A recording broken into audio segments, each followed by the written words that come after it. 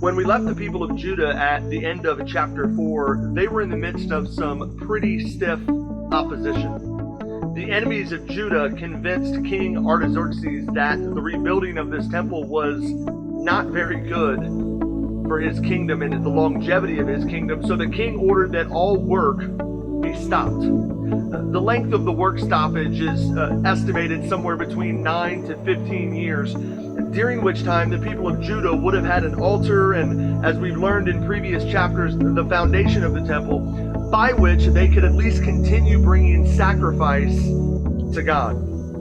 Chapter 5 opens up with the prophets Haggai and Zechariah prophesying to the people of Judah with regard to the rebuilding of the temple. Now, apparently, this word from God given through these men, these two prophets, served as more than enough to motivate the people of Judah to get them back into action and back to the work of rebuilding the temple.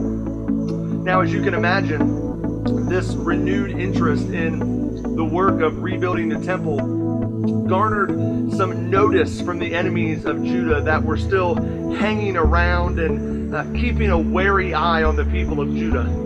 Ezra chapter 5 verse 3 records for us the question from the authorities of the day given to the people of Judah, and their question was, who issued you a decree to rebuild this temple and to finish this structure?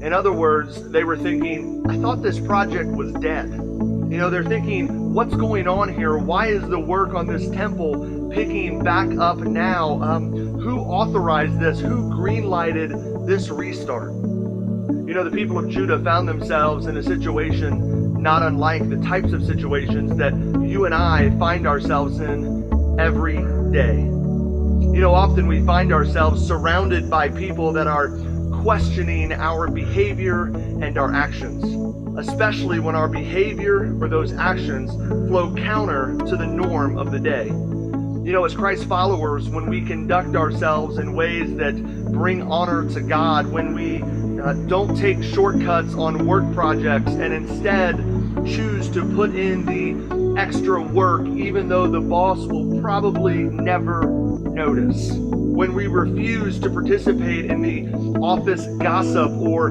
politics around the water cooler, when we don't spend our weekends like our college classmates spend their weekend, the people around us take notice and they begin to ask questions.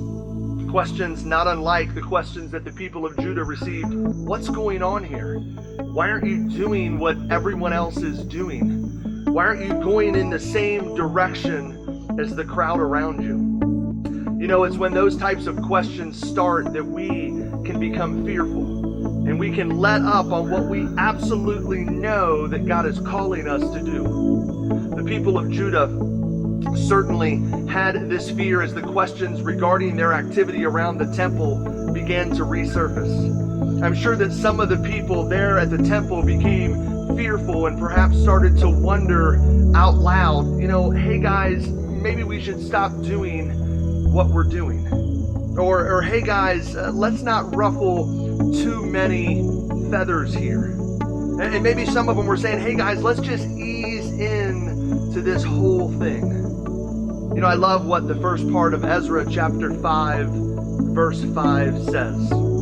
It says, but the eye of their God was on the elders of the Jews, and they did not stop them. You know, often we develop this idea that God calls us and then forgets us.